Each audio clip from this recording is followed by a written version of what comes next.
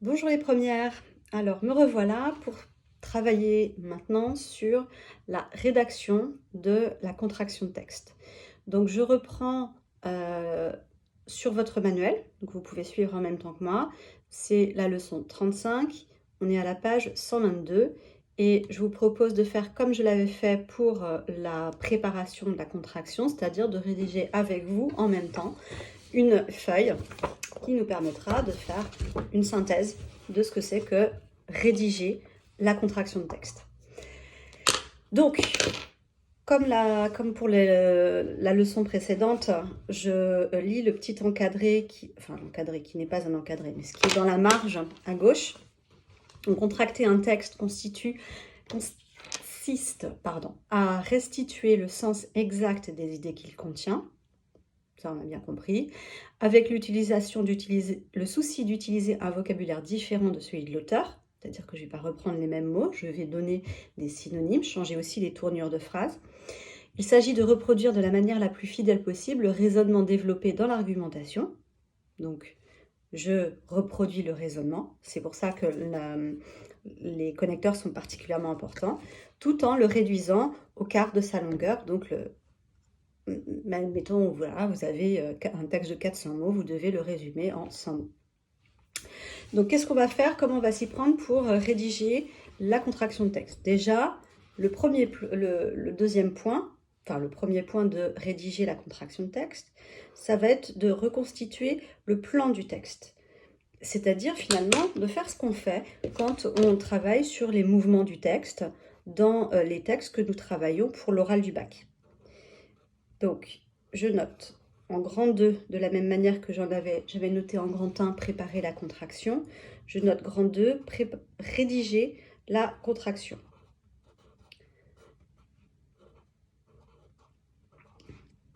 Et je note petit 1, reconstituer le plan. Petit 1, reconstituer le plan.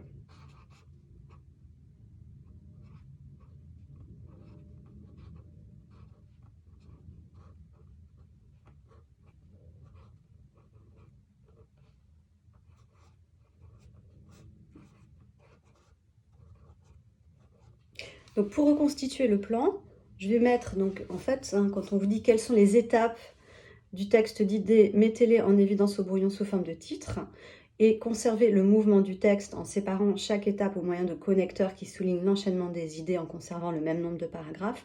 Finalement, c'est ce qu'on vous demande de faire quand on fait une analyse linéaire à l'oral, c'est-à-dire donc donner des titres aux différentes parties du texte. Donc en fait, à reconstituer le plan, ça consiste à ça, donc donner des titres aux parties du texte,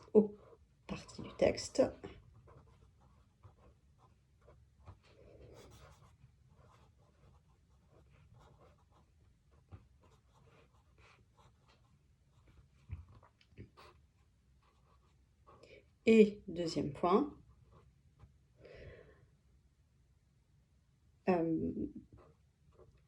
utiliser des connecteurs pour enchaîner les parties.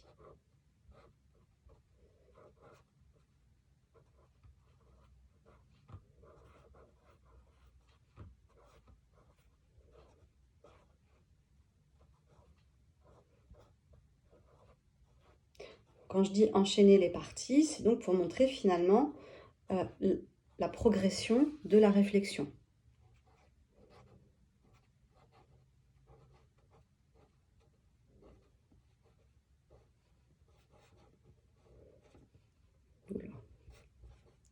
Vous verriez comment j'écris, c'est lamentable, mais bon, je fais au mieux.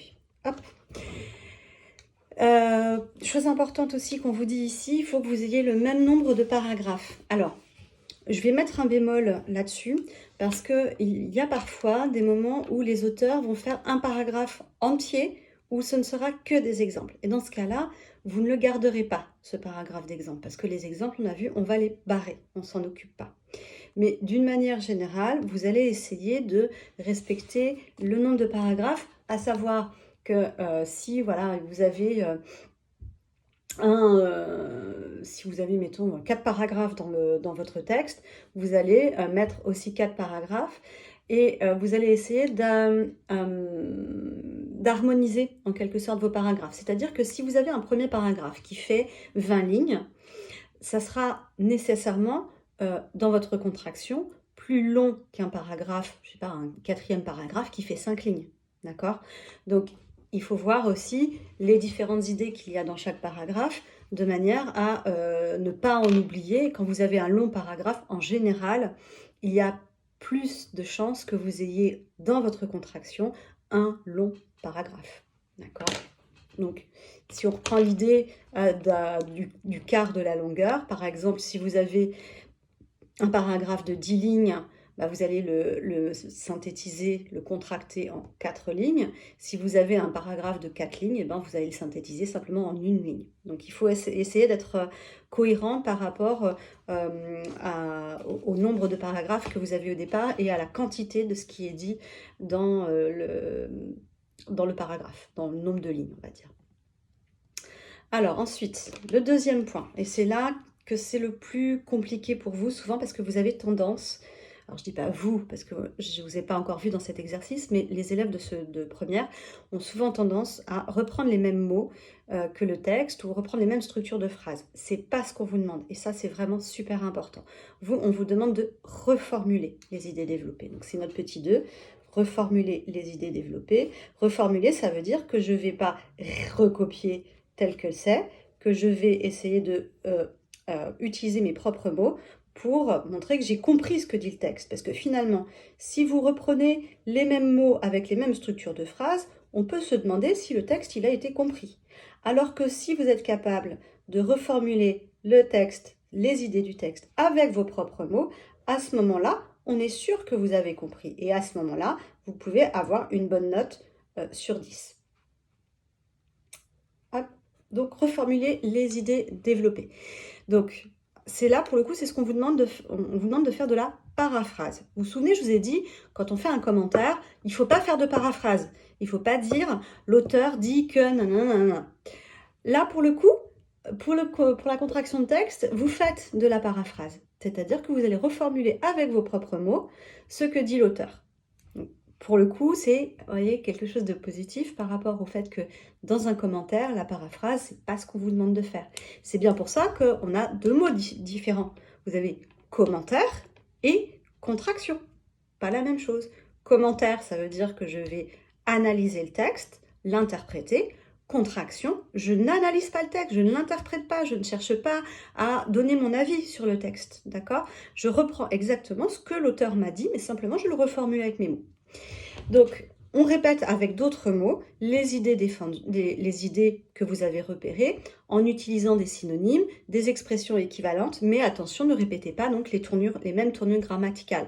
Si vous avez par exemple il est nécessaire d'empêcher les petits-enfants de regarder la télévision, vous n'allez pas mettre il est nécessaire que les enfants ne regardent pas, les petits-enfants ne regardent pas la télévision. Vous voyez, il va falloir reformuler. Plutôt que de dire il est nécessaire, on va dire il est important que ou il faut que. Vous voyez? Donc, on va reformuler les idées développées.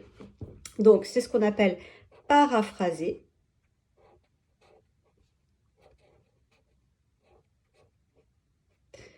Paraphrase. Hop. Je vous montrerai ma petite synthèse à la fin, évidemment, comme je l'ai fait précédemment. Paraphrase.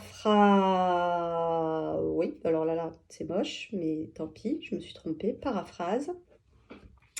Donc, la paraphrase, c'est on répète avec d'autres mots.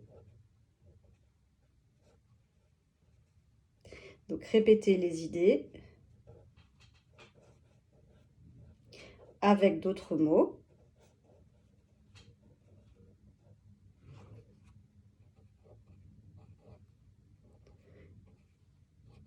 Et d'autres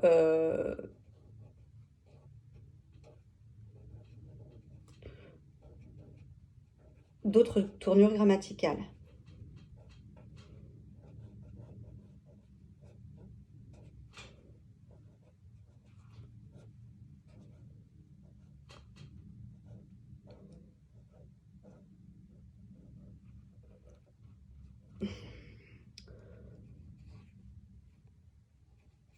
si vous faites votre synthèse en même temps que moi, vous devez vous rendre compte que je suis particulièrement lente à écrire. Effectivement, je ne suis pas ambidextre. Et donc, c'est assez compliqué pour moi. Donc, on utilise des synonymes, des expressions équivalentes, mais on ne répète pas les mêmes tournures grammaticales. On évite de répéter toujours les mêmes mots. Hein. C'est ce qu'on avait vu précédemment, hein, quand on avait fait les exercices sur préparer la contraction. On avait vu que plutôt que de répéter tout le temps les ordinateurs, on pouvait dire l'informatique, par exemple. Une fois qu'on a donc, on paraphrase, ça c'est le premier point. Donc, on redit avec d'autres mots. Il faut penser à être concis, c'est-à-dire supprimer les exemples, les répétitions. Donc ça, c'est le deuxième petit point. Supprimer exemples et répétitions.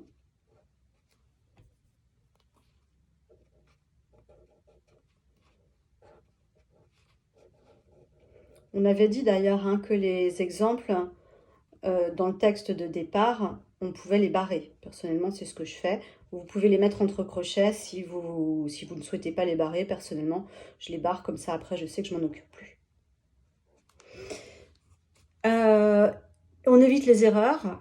Surtout, il ne faut pas que vous modifiez les idées de celui qui parle. Autrement dit, il ne faut pas que vous ajoutiez d'autres arguments ou d'autres exemples. Non, vous restez vraiment dans le texte. Donc, pour éviter les erreurs, donc, on ne modifie pas les idées et on n'ajoute pas ses idées propres. Donc, on note aucune modification des idées.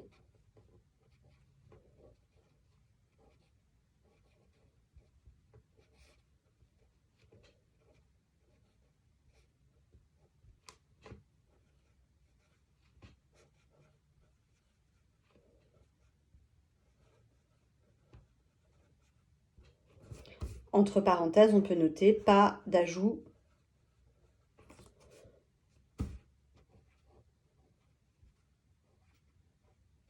personnel.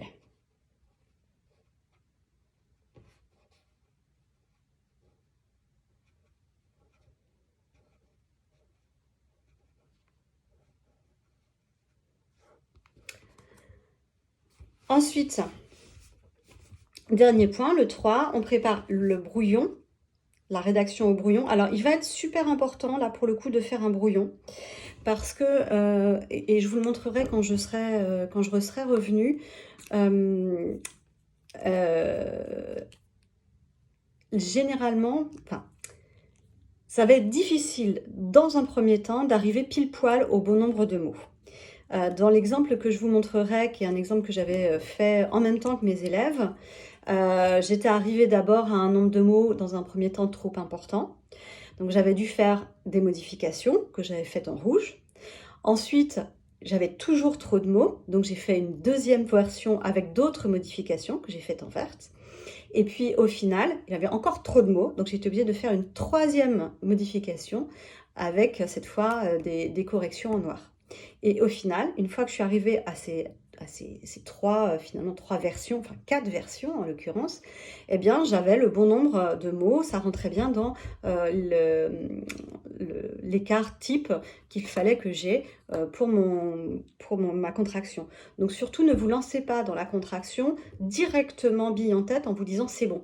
Parce que sinon, qu'est-ce que ça va donner sur votre copie ? Vous allez compter les mots et vous allez vous dire « Ah là là là là là, mince, alors là, j'ai 30 mots de trop. Bon, bah je vais supprimer 30 mots alors. Hein, et puis vous allez supprimer, puis au final, votre texte, il ne voudra plus rien dire. » Donc ça, surtout, c'est vraiment à éviter. Hein, vous prenez vraiment bien un brouillon. Donc, préparez la rédaction au brouillon. Donc, moi, je le mets brouillon. Après, il y aura la recopie à faire, évidemment, en essayant de ne pas faire de faute d'orthographe. Donc, brouillon, la longueur, elle est indiquée dans le sujet. Donc, c'est le quart de la longueur, à plus ou moins 10%. Donc, quelle longueur adopter ? Elle est indiquée dans le sujet. Donc, longueur, c'est-à-dire le nombre de mots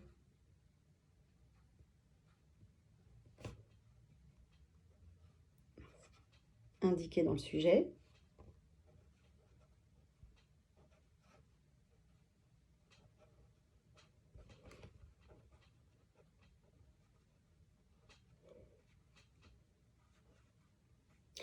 Alors, petite chose qu'il est important de savoir, c'est que les D apostrophes, L apostrophe, etc. comptent comme un mot. Donc si je mets l'école, ça me fera 2 mots, d'accord? Si je mets la salle de bain, la salle de bain, bah, ça me fera 4 mots, d'accord? Donc tous les petits mots, ils comptent. Donc faites attention à ça. Ne les oubliez pas quand vous allez faire votre décompte. Donc la longueur est indiquée dans le sujet. Évidemment, comme on vous le dit, hein, si la contraction est trop longue, il va falloir réduire la formulation de certaines idées. Au contraire, si votre contraction est trop courte, ça veut sans doute dire que vous avez oublié certaines idées. Donc ça, c'est pour ça que je vous dis, souvent il faut refaire plusieurs fois pour pouvoir avoir le bon nombre de mots. Un petit conseil qu'on peut vous donner, et souvent voilà, les professeurs le recommandent, c'est pas obligatoire, mais vous pouvez le faire. Vous pouvez mettre une double barre tous les 50 mots. Ça vous permettra à vous de mieux vérifier que vous ayez bien le bon nombre de mots. Et ça permettra à votre correcteur d'aller beaucoup plus vite au niveau de la correction, et donc il vous en sera reconnaissant. Or, un correcteur qui est reconnaissant de l'effort qu'a fourni un élève pour lui faciliter le travail sera forcément un correcteur qui sera plus sympa avec votre copie, dirons-nous. Donc la longueur, elle est indiquée dans le sujet. Attention, les D apostrophes, les L apostrophes comptent comme un mot. Et ensuite, vous allez soigner le style. Supprimer les répétitions, construire des phrases brèves, explicites, éviter vraiment les phrases trop longues parce que sinon on s'y perd. Donc je dis longueur indiquée dans le sujet, faire une barre tous les 50 mots.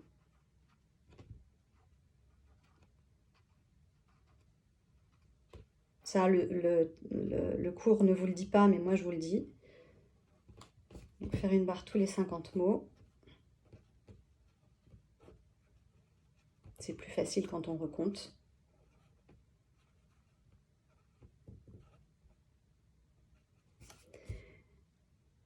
Et soigner la rédaction.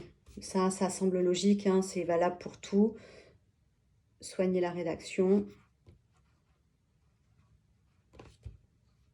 Vous évitez de faire des fautes d'orthographe parce que l'orthographe compte aussi pour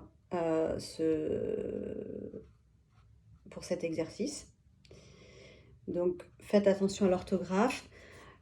Des phrases brèves, ça c'est vraiment super important parce que vous avez tendance parfois, certains, à faire des phrases trop longues et au final, on ne comprend plus rien. Donc, n'oubliez pas que puisque vous avez travaillé sur l'organisation des idées, vous allez travailler donc sur les connecteurs et c'est ces connecteurs qui vont vous permettre de bien montrer l'enchaînement de vos idées. Pensez bien aussi que vous devez respecter le même nombre de paragraphes, généralement. Je vous ai dit parfois, il arrive qu'il y ait un paragraphe qui ne soit que des idées. Dans ce cas-là, vous allez le supprimer, mais sinon, vous devez obtenir le même nombre de paragraphes. Donc, des phrases courtes, vous vérifiez l'orthographe et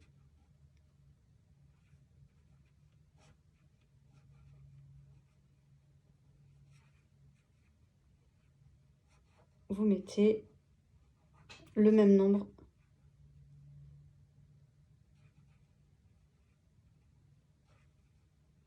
de paragraphes.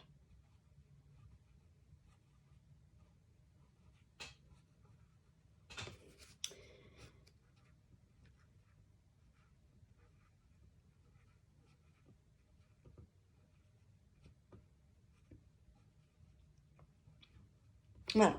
Alors, je vais prendre en photo mon super ma superbe feuille de révision.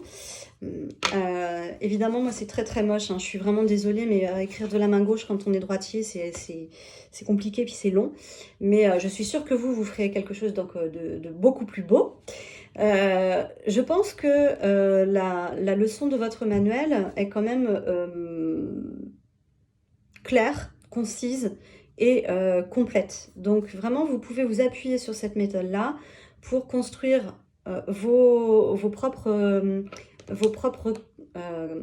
contractions. Je vais faire, donc je vais vous prendre en photo ma superbe feuille. Mais normalement, si vous avez suivi ce que je vous ai demandé, vous avez dû faire la vôtre, hein. Sans doute peut-être même de manière plus rapide que la mienne.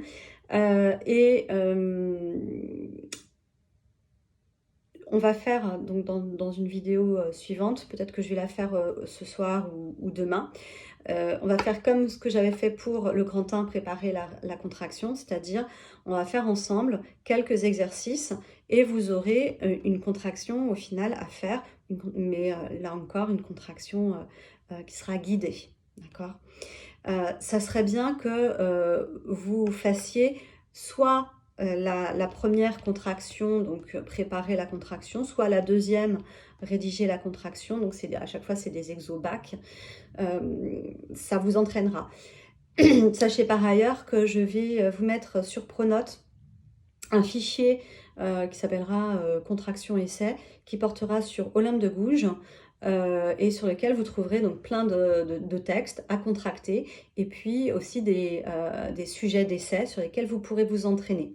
En sachant que au bac blanc, vous aurez forcément un sujet autour d'Olympe de Gouges, autour des inégalités, la dénonciation des inégalités, donc avec un texte à contracter autour des inégalités et un sujet d'essai autour des inégalités. Donc ça va être la première possibilité. Ou alors vous aurez un commentaire de texte qui portera, alors je crois que c'est qui portera en l'occurrence pour nous sur le théâtre. Parce qu'il doit y avoir le choix entre un sujet théâtre et un sujet roman, mais comme nous, on n'a pas encore commencé le roman, vous aurez un texte de théâtre à commenter.